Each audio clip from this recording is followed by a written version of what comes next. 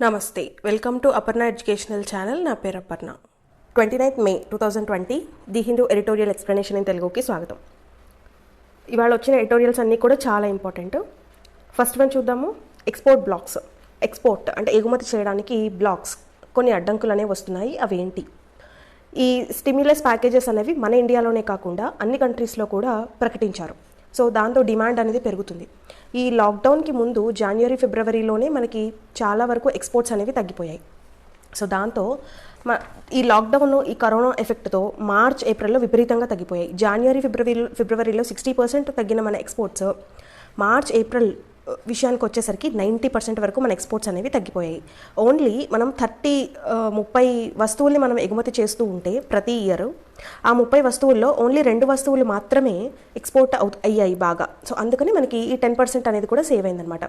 ఆ 2 వస్తువులు ఏంటి? ఒకటి ఐరన్ ఓర్, ఇంకొకటి ఫార్మాస్యూటికల్స్ అంటే మెడిసిన్, హైడ్రాక్సిక్లోరోక్విన్ కానీ ఏదైనా. సో ఓన్లీ ఈ 2 మాత్రమే మనం ఎక్స్పోర్ట్ చేయగలిగాము, మిగిలినవి ఏవి చేయలేకపోయాము. రైట్ ఫ్రమ్ టెక్స్టైల్స్, మనం టెక్స్టైల్స్లో నెంబర్ 1. సో టెక్స్టైల్స్ అవన్నీ కూడా మనం చేయలేకపోయాము. కానీ మనం ఇప్పుడు ఈ స్టిమ్యులస్ ప్యాకేజ్ అనేది అన్ని కంట్రీస్లో ఇస్తున్న సందర్భంలో మనం ఎక్స్పోర్ట్స్కున్న అడ్డంకులన్నింటినీ కూడా తొలగించి ఈ ఎక్స్పోర్ట్స్ అన్నింటినీ కూడా మనం పెంచాల్సిన అవసరం ఎంతైనా ఉంది. ఈ చూడండి, టెక్స్టైల్స్, గార్మెంట్స్ ఇవన్నీ కూడా 16% జనవరి టు మార్చ్ 16% తగ్గిపోతే 91% తగ్గిపోయాయి ఏప్రిల్లో. ఇదంతా కూడా లాక్డౌన్ వల్లనే కదా జరిగింది. సో ఈ వరల్డ్ ట్రేడ్ ఆర్గనైజేషన్ కూడా చెప్పింది 13% నుంచి 32% వరకు ఓవరాల్గా తగ్గిపోతుంది 2020లో ట్రేడ్. సో ఇది అనేది ఇంకా కంటిన్యూ అవుతూనే ఉంటుంది ఈ వైఖరి. సో అందుకని దీని నుంచి మనం బయటపడాలి. ఇప్పుడు అన్నీ కూడా సెల్ఫ్ రిలయన్స్ అన్న పేరుతో మనం మెడిసిన్ కానీ ఫుడ్ సప్లైస్ కానీ మన కంట్రీలోనే పెట్టుకోవాలి అని అనుకుంటున్నాం కదా. సో ఈ 90 countries medical and food supplies ఈ బ్యారియర్స్ అనేవి పెట్టారు కదా, మెడికల్ అండ్ ఫుడ్ సప్లైస్ వాటిల్లో. సో ఇలాంటివన్నిటినీ కూడా ఒకసారి మళ్ళీ ఆలోచించి ఈ ఎక్స్పోర్ట్స్కున్న బ్యారియర్స్ అన్నిటినీ కూడా తగ్గించాలి. ఎందుకంటే డిమాండ్ అనేది పెరుగుతుంది అన్ని కంట్రీస్లో కూడా. మన కంట్రీలో లాగానే స్టిమ్యులస్ ప్యాకేజెస్ అనేవి పెట్టారు, డిమాండ్ అనేది పెరుగుతుంది.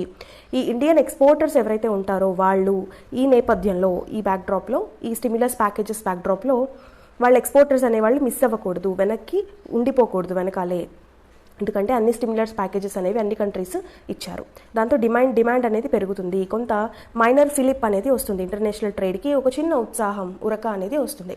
సో అలా వచ్చినప్పుడు ఈ ఎక్స్పోర్ట్స్ అనేవి పెంచాల్సిన అవసరం ఉంది. అది ఇందులో చెప్తున్నారు. ఇక చూడండి, ఇక్కడ వచ్చిన ఆర్టికల్స్ అన్నీ కూడా ఇండియా నేపాల్కి సంబంధించి రిలేషన్స్ గురించి వచ్చింది కదా. ఇండియా నేపాల్ రిలేషన్ గురించి ఇక్కడ from a stand off to stalemate.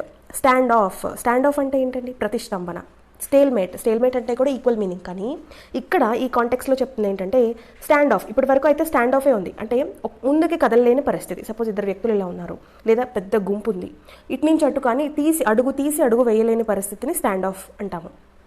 Stalemate అంటే నిస్సహాయ పరిస్థితి. అంటే అడుగు తీసి అడుగు వేయలేడమే కాదు, అసలు కనీసం నోరు తెచ్చి మాట్లాడి హెల్ప్ అని అడిగే పరిస్థితి కూడా లేకపోవడాన్ని స్టేల్మేట్ అంటాము. అది ఈ రెండిటి యాక్చువల్గా ఒకటే మీనింగ్ కింద అనుకుంటారు, బట్ స్లైట్ డిఫరెన్స్ అనేది ఉందన్నమాట. ఇక్కడ మనం ఇండియా చైనా రిలేషన్షిప్స్కి వస్తే ఈ స్టాండ్ ఆఫ్ నుంచి స్టేల్మేట్కి వెళ్ళిపోకుండా ఉండాలి. ఎందుకంటే ఈ లదాఖ్లో జరుగుతున్న పరిస్థితుల్ని పీస్ఫుల్గా రిజాల్వ్ చేయాలి, లేకపోతే ఇంకా డిప్లాయ్మెంట్స్ అనేవి పెరిగే అవకాశం ఉంటుంది LAC దగ్గర. సో అందుకని ఇది చెప్తున్నారనమాట. సో ఇది కూడా, ఈ నేపాల్ది కూడా ఇండైరెక్ట్గా నేపాల్ని ఉసిగొల్పింది కూడా చైనానే కదా. సో ఇండియాకి నేపాల్కి మనకేంటి ప్రాబ్లము? కాలాపానీ విషయంలో కదా అసలు మెయిన్ ప్రాబ్లము. సో ఈ కాలాపానీ ఇష్యూ గురించి మనం ఆల్రెడీ డీటెయిల్డ్గా ఒక ఎడిటోరియల్లో డిస్కస్ చేసాము. సో అదే ఇక్కడ చెప్తున్నారు. ఇక్కడ 2 మ్యాప్స్ అనేవి వచ్చాయి, 8th ఎడిషన్ 9th ఎడిషన్. ఈ 9th ఎడిషన్కి వచ్చేసరికి నేపాల్కి అనేది కోపం వచ్చి ఇష్టం వచ్చిన కామెంట్స్ అనేవి చేసింది. ఏంటది అంటే ఇండియా వైరసే చాలా ప్రమాదకరంగా ఉంది, more lethal than Chinese or other Italian virus. వాటికన్నా కూడా అంటే ఇండియా ఎక్కువగా ఆక్యుపై చేయాలని చూస్తోంది అని కామెంట్స్ చేస్తుంది. ఎందుకంటే నేపాల్లో వాళ్ళ కొన్ని పొలిటికల్ అడ్వాంటేజెస్ అనేవి ఉంటాయి. ఈ రీజన్ చూపించుకొని వాళ్ళు ఎలక్షన్స్ అనేవి కండక్ట్ చేసుకోవచ్చు. సో ఇండియా నేపాల్కి ఇప్పటికి వరకు ఉన్న ఫ్రెండ్లీ రిలేషన్స్ అనేవి ఇప్పుడు మళ్ళీ దెబ్బతింటున్నాయి. సో ఈ మ్యాప్కి ఏంటి ఇక్కడ తేడా? 8th ఎడిషన్లో ఇక్కడ ఒక రివర్ కనిపిస్తుంది కదా, ఇక్కడ చూడండి కాళీ రివర్. సో ఇక్కడ కాళీ అనేది నేమ్ చేశారు, ఇక్కడ దిస్ ఇస్ కాళీ రివర్ అని చెప్పి నేమ్ ఇచ్చారు. కానీ ఇక్కడ ఈ రివర్కి ఇది కాళీ రివర్ అని నేమ్ ఇవ్వలేదు. సో ప్రాబ్లం అంతా కూడా మనకి కాళీ రివర్ నుంచే కదా. ఈ కాలాపానీ ఇష్యూ అంతా కూడా కాళీ రివర్కి ఈస్ట్ సైడ్ ఉన్నదంతా నేపాల్, వెస్ట్ సైడ్ ఉన్నదంతా కూడా ఇండియా అని చెప్పి. సో ఈ కాళీ రివర్ ఏది? ఇదా లేకపోతే ఇదా అంటే కొంతమంది ఇదంటారు, కొంతమంది ఇదంటారు. అంటే వాటి ట్రిబ్యూటరీస్తో కలిపి కన్సిడర్ చేస్తుందేమో. నేపాల్ ట్రిబ్యూటరీస్ కాదు, మెయిన్ స్ట్రీమే కన్సిడర్ చేయాలి అంటుంది ఇండియా. అందుకని కాళ్ళపాని ఇండియాలోకి వస్తుందని ఇండియా అంటుంది, లేదు కాళ్ళపాని నేపాల్లోకి వస్తుందని నేపాల్ ఉంటుంది. సో అందుకని ఇక్కడ మీరు కాళీ రివర్ని ఇక్కడ మెన్షన్ చేయలేదు క్లియర్గా. సో దట్ అంటే మీ ఉద్దేశము కాళ్ళపాని మీదే అని చెప్పడము అన్న దాంతో నేపాల్ అనేది మళ్ళీ ఇలాంటి కామెంట్స్ అనేవి చేసిందనమాట. సో అది ఇందులో చెప్తూ ఈ ఇండియా నేపాల్ రిలేషన్స్ అనే వాటిని మళ్ళీ రీసెట్ చేయాల్సిన అవసరం ఉంది. మళ్ళీ సరిదిద్దడానికి రిలేషన్స్ని ఏం చేయాలి అంటే ఈ రియాట్రిక్ ఆన్ టెరిటోరియల్ నేషనలిజం, చూడండి ఇది మా భూభాగం, ఇది మా భూభాగం అని చెప్పి ఇలా పెట్టి ప్రజల్ని ఒక రకమైన దేశభక్తిగా చేయడం కాకుండా మీరు ఏం చేయాలి, ఫర్ ఎ క్వైట్ డైలాగ్ కూర్చుని మాట్లాడుకొని సాల్వ్ చేసుకోవాలి. సేమ్ ఎడిటోరియల్ సేమ్ కాన్సెప్ట్ని మనం ఆల్రెడీ వేరే ఎడిటోరియల్లో డిస్కస్ చేశాము. ఇందులో మనకు కొత్తగా కనిపించింది ఏం లేదు. ఇక్కడ సేమ్ అదే చెప్తున్నారు చూడండి. 1816లో మనకి జరిగిన సుగాలి ట్రీటీ గురించి మనం డిస్కస్ చేసాం కదా. మనకి బ్రిటిష్ ఇండియాకి, ఇప్పుడున్న ఇండియా కాదు, బ్రిటిష్ ఇండియాకి నేపాల్కి మధ్య జరిగింది కదా. సో ఈ బ్రిటిష్ ఇండియాకి నేపాల్కి మధ్య జరిగింది ఏంటి, అప్పట్లో ఈ కాళీ రివర్ని కరెక్ట్గా వాళ్ళు అనేది ఫోకస్ చేయలేదు. చూడండి ఇక్కడ north west, north east, north ఇలా అన్నీ కొంత డిఫరెన్స్ అనేది వచ్చింది, మ్యాప్స్ అనేవి సరిగ్గా లేకపోవడం వల్ల. దాని గురించి ఇక్కడ డీటెయిల్డ్గా రాశారు తప్ప అంతకుమించి ఇందులో కొత్త విషయం అయితే ఏం లేదు. సో ఆ తర్వాత 1962లో ఇండియాకి చైనాకి మధ్య జరిగిన వార్ కానీ. సో ఇప్పుడు అర్జెంటుగా కావాల్సింది ఏంటంటే టెరిటోరియల్ గురించి సంబంధించింది కాదు ఇప్పుడు చేయాల్సిందంతా కూడా కూర్చుని మాట్లాడి బైలేటరల్ డైలాగ్ అని చెప్పి కూడా మనం చదివాం. సో ఇది మాట్లాడాల్సిన అవసరం ఉంది. ఇండియా అండ్ నేపాల్కి స్పెషల్ రిలేషన్షిప్ అనేది ఉంది. సో ఈ స్పెషల్ రిలేషన్షిప్ని పాడు చేసుకోకుండా, ఎందుకని మనం నేపాల్కి చాలా స్పెషల్ రిలేషన్షిప్ ఇచ్చాము, మనం ఓపెన్ ట్రేడ్స్ అన్నీ చేస్తూ ఉంటాము, అలాగే నేపాల్కి ఇండియాకి మధ్య పాస్పోర్ట్స్ అనేది అవసరం లేదు, ఫ్రీగా మనం అటు ఇటు ప్రజలు కూడా తిరగచ్చు. సో ఇలాంటి స్పెషల్ రిలేషన్షిప్స్ అనేవి ఉన్నాయి. చాలా ఇన్ఫ్రాస్ట్రక్చర్కి సంబంధించిన ఇన్వెస్ట్మెంట్స్ కూడా పెట్టింది నేపాల్లో ఇండియా. సో ఇలాంటివన్నీ ఉన్నప్పుడు India a normal relationship where India can be generous partner will be a better foundation for neighborhood first in 21st century. 21st centuryలో మనం నైబర్హుడ్ పాలసీ అని పెట్టుకున్నాం కదా. సో స్పెషల్ రిలేషన్షిప్ మాట అటుంచిన అట్లీస్ట్ నార్మల్ రిలేషన్షిప్ అయినా సరే maintain చేయాలి India అనేది. అప్పుడు ఒక జనరస్ పార్ట్నర్ అవుతుంది, మనకి నైబర్హుడ్ ఫస్ట్ అనే పాలసీని కూడా అది సాటిస్ఫై చేస్తుంది. అది ఇందులో చెప్తున్నారు. సో ఇది కూడా ఇండైరెక్ట్గా ఈ ఇండియా చైనా సంబంధించి కూడా ఉంటుంది, ఎందుకంటే నేపాల్ని పురిగొల్పింది కూడా చైనానే. సో అసలు దీని గురించి ఈ ఎడిటోరియల్ గురించి మాట్లాడుకునే ముందు మనకి ఈ ఎడిటోరియల్లో చెప్తున్నారు చూడండి క్లియర్గా. బీజింగ్స్ లదాఖ్ బ్రింక్మ్యాన్షిప్. బీజింగ్స్ అంటే ఇక్కడ ఏంటి, చైనా క్యాపిటల్ బీజింగ్. చైనా గవర్నమెంట్ని బీజింగ్ అని రిఫర్ చేస్తూ ఉంటారు, ఇండియన్ గవర్నమెంట్ని న్యూఢిల్లీ అని రిఫర్ చేస్తారు, రైట్. సో ఇలా బీజింగ్స్ అంటే చైనాస్ లదాఖ్ బ్రింక్మ్యాన్షిప్. ఈ బ్రింక్మ్యాన్షిప్ అంటే ఏంటి, ఏదైనా ఒక ప్లేస్ని తన సొంత లాభం కోసం ఎదుటి వాళ్ళని ఎలాగోలా భయపెట్టే ఒక రకమైన పనిని చేయడాన్ని బ్రింక్మ్యాన్షిప్ అంటాం, రైట్. అంటే తను అనుకున్నది సాధించడం కోసం ఎంతో కొంత భయపెట్టడం, బెదిరించడం, ఇలాంటివన్నీ. సో ఈ లదాఖ్లో విపరీతంగా యుద్ధ ట్యాంకులన్నీ తీసుకొచ్చి చైనా పెట్టింది, చైనా మోహరించింది, అన్నిటినీ కూడా ఎక్కువగా తీసుకొస్తుంది. యుద్ధం చేస్తుందా అంటే చెయ్యదు. కానీ ఎందుకు అలా చేస్తుంది మరి? బ్రింక్మ్యాన్షిప్ లాంటి ఒక వైఖరిని చైనా ఎందుకు ప్రవర్తిస్తోంది అలాగా? The India China confrontation along the LAC should not be seen as stand alone event. India China confrontation ఏదైతే ఉందండి, ఇండియా చైనా కన్ఫ్రంట్ అంటే ఎదురుపడి పోట్లాడుకోవడం, ఇది LAC line of actual control. మనం LOC అంటే పాకిస్తాన్కి మనకి మధ్య ఉన్నదాన్ని లైన్ ఆఫ్ కంట్రోల్ అంటాం, మనకి చైనాకి మధ్య ఉన్నదాన్ని లైన్ ఆఫ్ యాక్చువల్ కంట్రోల్ అంటాము. సో ఈ లైన్ ఆఫ్ యాక్చువల్ కంట్రోల్ దగ్గర ఈ India China confrontation should not be seen as a stand alone event. ఇదేదో చైనా చేస్తున్నది సడన్గా స్వతంత్రంగా, లేకపోతే ఇది కావాలి భూభాగం నాకు ఇది చెయ్యాలి అన్న ఉద్దేశం కాదు, యుద్ధం చేయాలన్న ఉద్దేశం కాదు, స్టాండ్ అలోన్ ఈవెంట్ కాదు. మరి ఏంటి అంటే there are different types of reasons. ఇవన్నీ కూడా చైనాని కొన్ని పరిస్థితులు దానికి అలా చెయ్యాలి అని పురికొల్పాయి. ఏంటి ఆ పరిస్థితులు, చైనా ఎందుకు అలా చేస్తోంది, దాని ఉద్దేశం ఏంటి అంటే ఇండియాని ఒక రకంగా వీకెండ్ చేయాలి అన్న ఉద్దేశం. ఎందుకు ఇండియాని వీకెండ్ చేయాలనుకుంటోంది అంటే COVID-19 పైన చైనా పడుతున్న నిందలతో మొదలు పెట్టుకుని దానిలో ఉన్న పెట్టుబడులు ఇండియాకు వచ్చేస్తాయేమో, ఇండియా సరిహద్దుల్లో బాగా రోడ్స్ వేసుకుంటోంది, ఇండియా US రిలేషన్స్ అనేవి బాగున్నాయి, యునైటెడ్ స్టేట్స్ కంపెనీస్ చైనాలో ఉన్నవన్నీ ఇండియాకు వస్తాయేమో, ఇలాంటి వాటితో మొదలుపెట్టి రకరకాల రీజన్స్ చైనా మనల్ని డిస్టర్బ్ చేసే విధంగా ఉన్నాయి. ఇండియా అనేది వాటి యొక్క పౌరుల రక్షణ మీద వాటి మీద కాన్సన్ట్రేట్ చేస్తుంది, కొత్త రిఫార్మ్స్ అనేవి తీసుకొస్తుంది. సో దీనివల్ల ఇండియా అనేది బిగ్ అట్రాక్టివ్ జైంట్ అయిపోతుంది, అన్ని పెట్టుబడులకి ఇన్వెస్ట్మెంట్స్కి ఫారిన్ డైరెక్ట్ ఇన్వెస్ట్మెంట్స్లో పెడుతోంది. అలాగే ఇండియా దాని యొక్క నైబర్హుడ్ పాలసీలో ఫారిన్ డైరెక్ట్ ఇన్వెస్ట్మెంట్స్ నైబర్స్ పాలసీని మార్చింది. ఎందుకంటే వేరే రూట్స్లో నైబర్హుడ్ స్టేట్స్ నైబర్హుడ్ కంట్రీస్ అన్నిటి నుంచి ఇండియాలోకి ఇన్వెస్ట్మెంట్స్ అనేవి వచ్చే అవకాశం ఉండగా ఇండియా ఇప్పుడు ఏం చేసింది, తన పర్మిషన్ వస్తేనే నైబర్హుడ్ కంట్రీస్ నుంచి తన పర్మిషన్ అయిన తర్వాతే ఇన్వెస్ట్మెంట్ అనేది ఇండియా లోపలికి వెళ్ళాలి అని చెప్తోంది. సో అలాంటి కారణాలన్నీ కూడా చైనాకి కంటకింపుగా ఉన్నాయి, నచ్చట్లేదు. సో అందుకని ఇది ఏం చేస్తుందంటే ఒక విధంగా డైవర్ట్ చేయాలి. సో ఇలాంటి ప్రాబ్లమ్స్ అన్నీ ఉన్నాయి. ఇదిగో ఇండియాకి చైనాతో ప్రాబ్లం ఉంది, ఇదిగో ఇండియాకి నేపాల్తో ప్రాబ్లం ఉంది. అలా ఇన్వెస్ట్మెంట్ పెట్టే వాళ్ళకు కూడా ఒక రకమైన డౌట్ కలిగజేయాలి అన్న ఉద్దేశం తప్ప ఇంతకన్నా ఏం లేదు. అది ఇందులో చెప్తున్నారు. మనం ఈ ఎడిటోరియల్ని లైన్ టు లైన్ చదువుతాం, ఎందుకంటే ఇందులో చాలా వొకాబులరీ అనేది ఉంది. కొంచెం టఫ్ వొకాబులరీ కూడా అనిపించింది నాకు కొత్తగా చదువుతున్న వాళ్ళకి, ఎడిటోరియల్ కొత్తగా చదువుతున్న వాళ్ళకి. సో అందుకని ఈ editorial line to line discuss చేద్దాము. ఓకే, సో ఈలోపు ఈ 2 ఆర్టికల్స్లో కూడా రిమైనింగ్ 2 ఆర్టికల్స్లో కూడా ఏమొచ్చాయనేది చూద్దాం. బ్రూయింగ్ స్టార్మ్ ఇక్కడ ఏం చెప్తున్నారు, ట్రంప్ అలాగే ట్విట్టర్ ఈ రెండింటి గురించి మాట్లాడుతున్నారు టీటీ. సో ట్విట్టర్లో ట్రంప్ ట్వీట్ చేసిన రెండింటిని ఫ్యాక్ట్ చెక్ చేసింది ట్విట్టర్. ఫ్యాక్ట్ చెక్ చేసి అవి ఫ్యాక్ట్స్ కాదు అని చెప్పింది.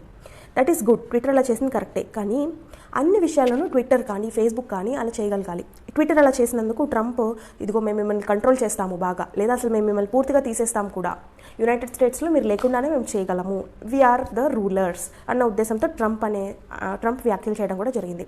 సో అయితే ఈ ట్విట్టర్ అనేది చేసింది కరెక్టే, fact check is very good thing. But కానీ ఆల్రెడీ ఫేక్ న్యూస్కి అదొక ఎకోసిస్టమ్గా మారిపోయింది. ఇట్ సెల్ఫ్ ఆ social media or Twitter itself is an ecosystem for fake news. Fake news విపరీతంగా స్ప్రెడ్ అయిపోతున్నాయి. సో ఈ ఫేక్ న్యూస్ అనే దాన్ని విపరీతంగా స్ప్రెడ్ అవ్వకుండా కావాల్సిన అనేక రకమైన చర్యలన్నింటినీ కూడా ట్విట్టర్ చేపట్టాలి. సో అని చెప్తూ ఇందులో జస్ట్ మన ట్రంప్కి ట్విట్టర్కి మధ్య జరిగిన వార్ గురించి ఇందులో ఎక్స్ప్లెయిన్ చేశారనమాట.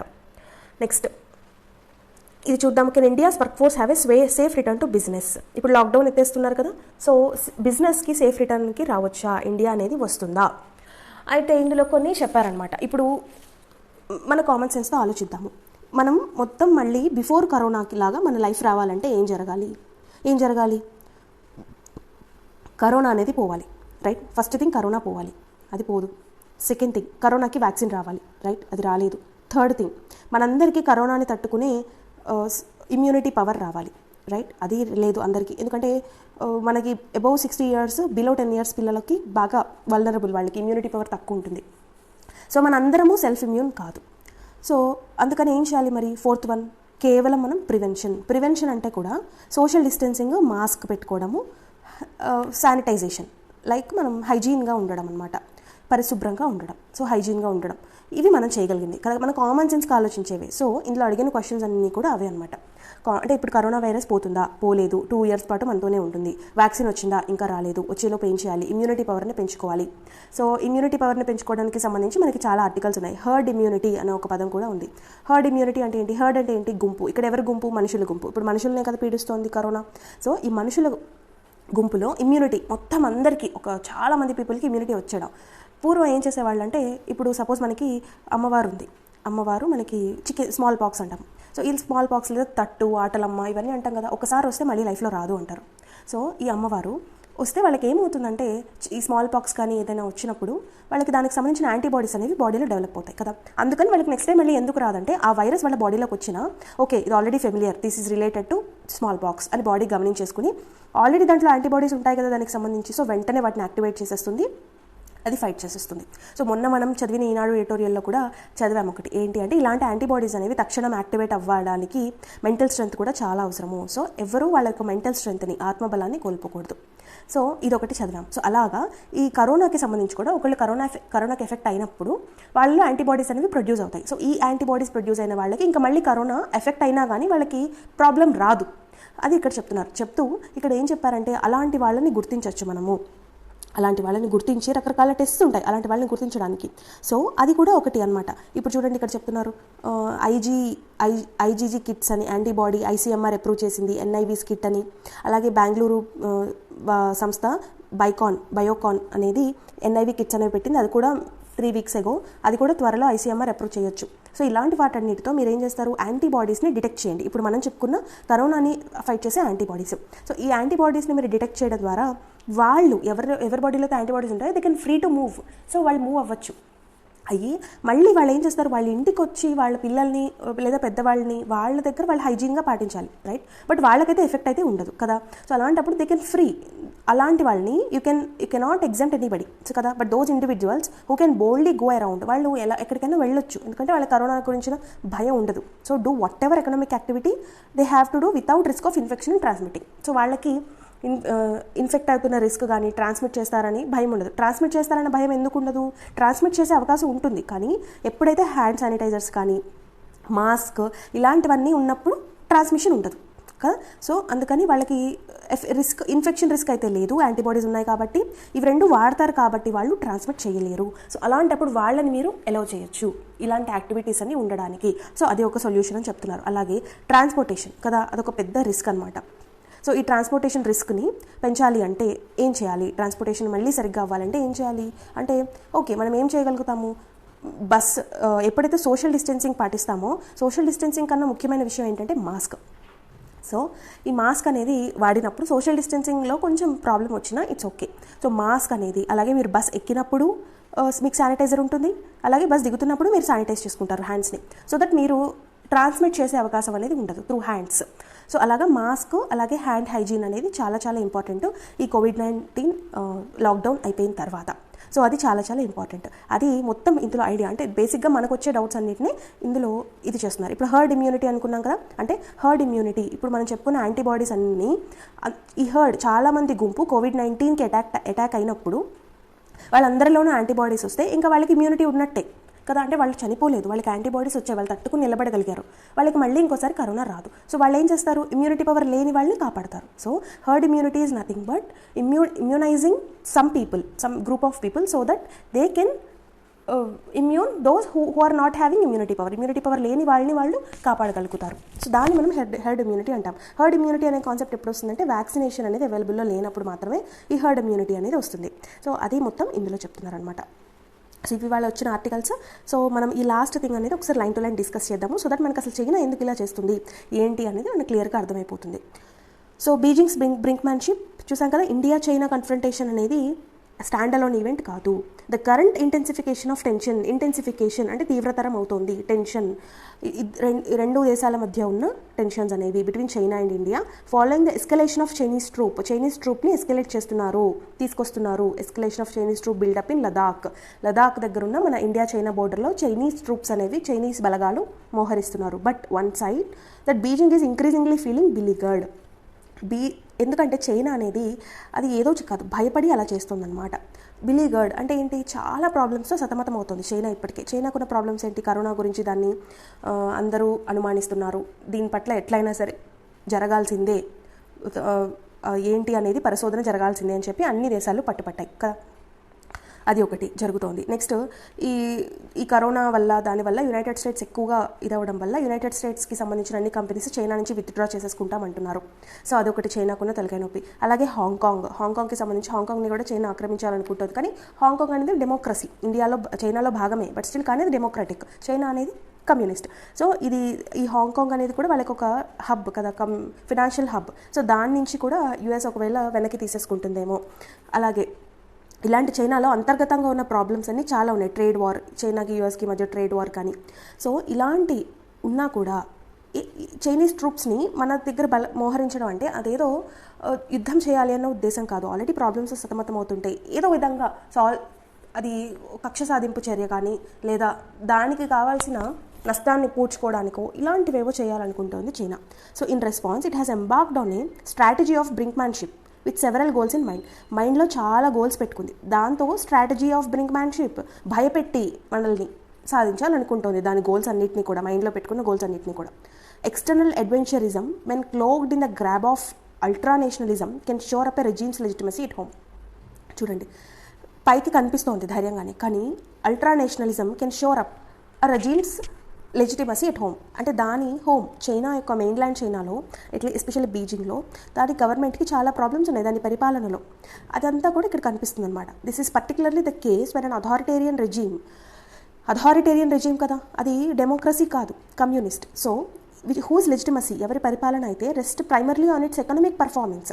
చైనాకి పెద్ద పెట్టి ఏంటంటే దాని economy, giant manufacturer hub China. So is faced with situation where growth is expected to plummet అంటే ఏంటి, ఒక్కసారిగా ఇలా కింద పడిపోవడం విత్ గ్రేటర్ స్పీడ్.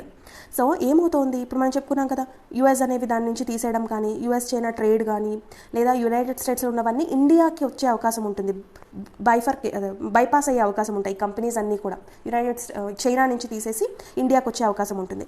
సో ఇలాంటివన్నీ కూడా దాని యొక్క ఎకనామిక్ పర్ఫార్మెన్స్కి దెబ్బతింటాయేమో, ఎందుకని ఎకానమీ కదా దాని యొక్క పట్టు, మ్యానుఫ్యాక్చరింగ్ హబ్ అది. సో అందుకని అవి ప్లమ్మెట్ అవుతాయేమో, పడిపోతాయేమో అన్న భయంతో చేస్తున్న చర్యలు. ఇవన్నీ సాధించడానికి అదొక బ్రింక్మ్యాన్షిప్ లాగా భయపెడుతుందన్నమాట. సైమల్టేనియస్లీ అదే కాకుండా it can act as a diversionary పక్కదారి పట్టించే మెజర్ కూడా to escape international opprobrium similar to what China is facing currently because of Beijing's attempt to cover up the spread of corona virus during the crucial early weeks.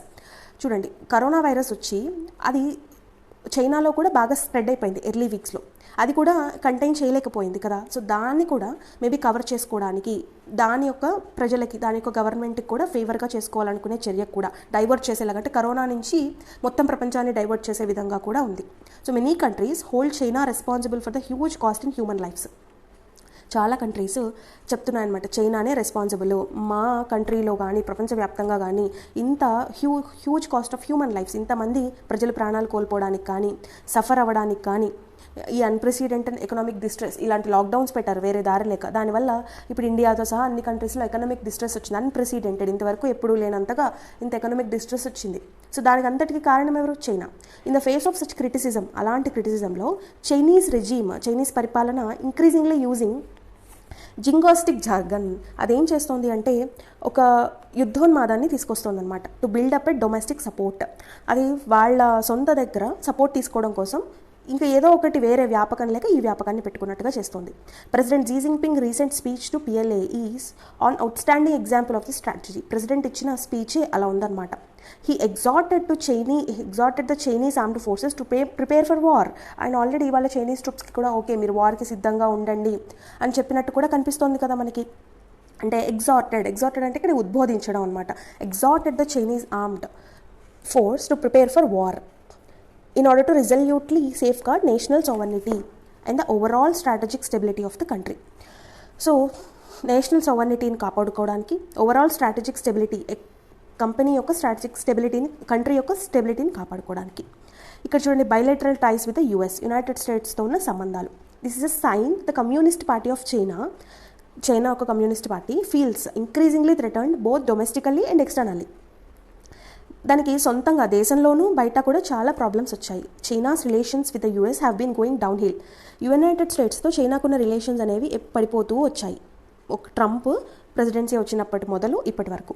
So Washington has periodically imposed economic sanctions అనేవి impose చేసుకుంటూ వచ్చింది కదా China మీద. Beijing కూడా మళ్ళీ retaliatory tariffs అనేవి పెట్టింది United states మీద. దానివల్ల US చైనాకి ట్రేడ్ వార్ అనేది వచ్చింది. తర్వాత trade talks have flattened because of growing protectionist sentiments in the US and Chinese inability to adequately respond to them. ఈ ట్రేడ్ టాక్స్ అనేవి కూడా సరిగ్గా జరగలేదు. ఎందుకని అంటే యునైటెడ్ స్టేట్స్ యొక్క ప్రొటెక్షనిస్ట్ అనే కాన్సెప్ట్, ప్రొటెక్షనిస్ట్ అంటే మా దేశాన్ని ముందు మేము కాపాడుకోవాలి, మా ప్రజలకి ముందు ఇంపార్టెన్స్, మా ప్రోడక్ట్స్కి ముందు ఇంపార్టెన్స్, అమెరికా యొక్క సిద్ధాంతమే అది. సో అలా ఉన్నప్పుడు చైనా గవర్నమెంట్ అనేది సరిగ్గా రెస్పాండ్ అవ్వలేకపోయింది. Tensions between the United States and China have also increased. United States China మధ్య టెన్షన్స్ అనేవి ఇంకా పెరిగిపోయాయి వేరే రీజన్స్కి. అవేంటో చూద్దాం. The chipping away at Hong Kong's autonomous status by Beijing.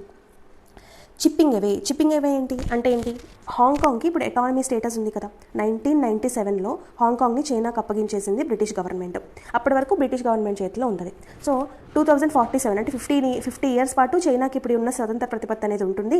ఇది ఇంగ్లీష్ వాళ్ళ అదుపులో ఉంది కాబట్టి అది డెమోక్రసీ. చైనాలో లాగా కమ్యూనిస్ట్ కాదు అది, కానీ చైనాకు అప్పగించేసింది. సో సడన్ చేంజ్ కాకుండా 50 ఇయర్స్ పాటు హాంకాంగ్ అనేది ఎంజాయ్ చేయొచ్చు అని చెప్పింది. కానీ చైనా ఏం చేసింది, 50 ఇయర్స్ వరకు దానికి ఇవ్వకుండా స్లోగా చిప్పింగ్ అవే అంటే స్లో పాయిజన్ లాగా తగ్గించేయడం అనమాట. స్లోగా హాంకాంగ్ కొన్ని అటానమస్ స్టేటస్ని తగ్గించేసుకుంటూ దాని యొక్క కమ్యూనిస్ట్ ప్రభావాన్ని హాంకాంగ్ మీద రుద్దుతోంది. అండ్ ద సప్రెషన్ ఆఫ్, ఇంకా ఏం చేస్తుంది China, suppression of democracy movement in హాంకాంగ్లో వస్తున్న డెమోక్రసీ మూవ్మెంట్ ఏదైతే ఉందో దాన్ని సప్రెస్ చేసేస్తోంది. Has led to severe criticism by the United States చాలా క్రిటిసిజం చేస్తుంది. 50 ఇయర్స్ ఉంది but still China is doing like this అని చెప్పి. US administration and in Congress. So differences over the issue of Taiwan, so ఇదొకటి, Hong Kong issue ఒకటి. అదే కాకుండా Taiwan విషయంలో కూడా తైవాన్ని కూడా చైనా దానిలో కలిపేసుకోవాలనుకుంటుంది. బట్ స్టిల్ చైనా అనేది, తైవాన్ అనేది ఒక డిఫరెంట్ కంట్రీగానే కన్సిడర్ చేస్తున్నాయి అన్ని కంట్రీస్ కూడా, లైక్ ఇండియా, ఆస్ట్రేలియా కూడా. సో చూడండి ఇక్కడ చెప్తున్నారు, చైనా తైవాన్ని కలుపుకోవాలనుకుంటున్నా, differences Taiwan have added tensions. దీని మీద ఉన్న డిఫరెన్సెస్ కూడా మళ్ళీ టెన్షన్స్కి యాడ్ అయ్యాయి. With China viewing the US as primary impediment. యూఎస్ని ఫస్ట్ ప్రైమరీ ఇంపెడిమెంట్, మొట్టమొదటి అడ్డంకి అసలు మెయిన్ ఇదే, ప్రివెంటింగ్ తైవాన్స్ ఇంటిగ్రేషన్. తైవాన్ని నాలో కలుపుకోవడానికి ఫస్ట్ మనకు వస్తున్న అడ్డంకి యునైటెడ్ స్టేట్స్, తర్వాత ఇండియా, తర్వాత ఆస్ట్రేలియా, ఇదిగో ఇవన్నీ. The Trump administration has significantly increased support to Taiwan. Arms sales, తైవాన్కి దాని యొక్క ఆర్మ్స్ అనేది అమ్మింది యునైటెడ్ స్టేట్స్. అది have added to China's concern. So చైనాకి ఇంకా బాధ ఎక్కువైపోయింది అనమాట. అదిగో యునైటెడ్ స్టేట్స్ చైనాకి సపోర్ట్ చేస్తుంది అని చెప్పి.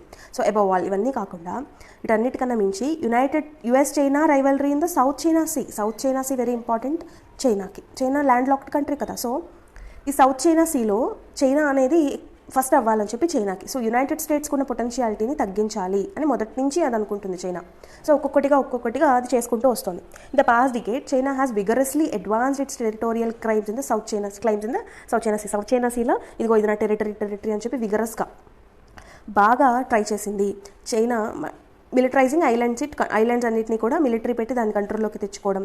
వొసిఫోరస్లీ contesting claims by others regional states. వేరే రీజనల్ స్టేట్స్ అంటే ఇక్కడ కంట్రీస్, వేరే రీజనల్ కంట్రీస్ అన్నింటినీ కూడా వొసిఫోరస్లీ కంటెస్టింగ్ అంటే ఇప్పుడు మనం ఏదైనా ఒక 2 పొలిటీషియన్స్ కానీ ఎవరైనా మాట్లాడుకున్నప్పుడు న్యూస్లో చూస్తుంటాం, తీవ్రంగా ఖండించారు, ఇలాంటి వ్యాఖ్యల్ని తీవ్రంగా ఖండించారు అని చదువుతాం కదా. సో ఆ తీవ్రంగా ఖండించారు అన్న పదమే వొసిఫోరస్లీ అనమాట. సో ఈ వొసిఫోరస్లీ తీవ్రంగా ఖండించిందనమాట అక్కడున్న రీజనల్ స్టేట్స్ వాళ్ళందరి యొక్క క్లెయిమ్స్ అన్నింటినీ కూడా. అంటే impeding their attempts to access territory they claim. వాళ్ళు క్లెయిమ్ చేసుకున్న టెరిటరీ నుంచి ఆ ఫలానా రీజనల్ స్టేట్స్ అనేవి యాక్సెస్ లేకుండా అడ్డుకుంది. So far it has been careful that these moves do not trigger a serious confrontation with the US. So ఇప్పటి వరకు ఇవన్నీ కూడా సీరియస్ మూవ్ కావు, కానీ however it is quite possible that Chinese leadership that feels besieged could adopt a more provocative. So కానీ ఇది ఒకటి possible ఏంటంటే, చైనీస్ లీడర్షిప్ ఏదైతే ఉందో అది బిసీజ్డ్ దట్ ఫీల్స్ బిసీజ్డ్. ఇప్పుడు చైనా ఇందాక బిలీగడ్ అని చదివాం కదా, బిలీగడ్ బిసీజ్డ్ ఒకటే. సీజ్ చేయడం అంటే ఏంటి అంటే కట్టేయడం. సో బిసీజ్డ్ అంటే ఇదిగో వీడిని రౌండప్ చేశారు, వీడిని సర్కిల్ చేశారు, రౌడీలందరూ హీరోని సర్కిల్ చేస్తారు కదా, సో దాన్ని బిసీజ్డ్ అంటారు. So besieged could adopt a more provocative strategy, thus increasing the risk of a military confrontation with the US. So United స్టేట్స్లోనే ఈ మిలిటరీ కన్ఫ్రంటేషన్ని అది పెంచుతుంది. Has a strong interest in preventing China from asserting control over South China Sea. South China సీలో చైనా ఆధిపత్యం ఉండకూడదు అని చెప్పి. సో ఎకనామిక్ రీజన్స్ పరంగా చైనాకి సౌత్ చైనా సీ అనేది చాలా important. It has also defence treaty obligations. ఫిలిప్పీన్స్తో డిఫెన్స్ ట్రీటీ ఆబ్లిగేషన్స్ ఉన్నాయి చైనాకి. అలాగే China's control of the South China Sea would be a major step toward replacing US as a foreign most power. యూఎస్ని తీసేసి South China సీలో చైనా అనేది ఉండాలి అని చెప్పి. ఇండో పసిఫిక్ రీజియన్లో కూడా మోస్ట్ పవర్ అవ్వాలి చైనా అనేది యునైటెడ్ స్టేట్ని దాటి. సో ఇలాంటివన్నీ కూడా increased Chinese adventurism could result in an escalation of US China confrontation in the South China Sea. ఇలాంటివన్నీ కూడా పెంచాయి చైనాకి యుఎస్కి మధ్య ఉన్న war. If it happens, India China face off in Ladakh could become a part of much larger great game. అసలు ఏంటంటే చైనాకి ఫస్ట్ కోపం యుఎస్ మీద చూపించడానికి ఇండైరెక్ట్గా చెప్పడము ఇండియా బోర్డర్ అయిన లదాఖ్లో స్టాండ్ ఆఫ్ చేయడం అనమాట. సో ఇది ఒకటి అసలు ఈ పెద్ద గ్రేట్ గేమ్ అంటే చైనాకి యుఎస్కిలో ఉన్న గ్రేట్ గేమ్లో ఇప్పుడు ఇండియాని మధ్యలో చేస్తోందనమాట China. So with US trying to preserve the status quo and China attempting to change it further its objectives to regional dominance అనేది పిచ్చి అనమాట. చైనాకి భూభాగాల్ని ఆక్రమించుకోవాలి, భూభాగం నాది అనుకోవడం. So the current India China crisis should therefore be seen its proper context. సో అందుకని ప్రజెంట్ ఇండియా చైనా వార్ని ఇండియాకి చైనాకి మధ్య ఉన్న వార్ అనుకోకూడదు, ఇండియాకి యుఎస్కి ఉన్న వార్ అంటే కాంటెక్స్ని అర్థం చేసుకోవాలి, and not as an isolated event. ఇదొక ఐసోలేటెడ్ సపరేట్ ఈవెంట్ కాదు, మొత్తం ఈవెంట్లో ఇదొకటి చిన్న పార్ట్ అనమాట. అలా అర్థం చేసుకోవాలి, అది ఎడిటోరియల్లో చెప్తున్నారు. ఓకే, దీని ఎక్స్టెన్షనే ఇవి రెండు కూడా. Okay, thank you so much for watching. ఏమైనా డౌట్స్ ఉంటే కనుక కామెంట్ సెక్షన్లో ఇవ్వండి. Don't waste your time, be productive, have a nice day.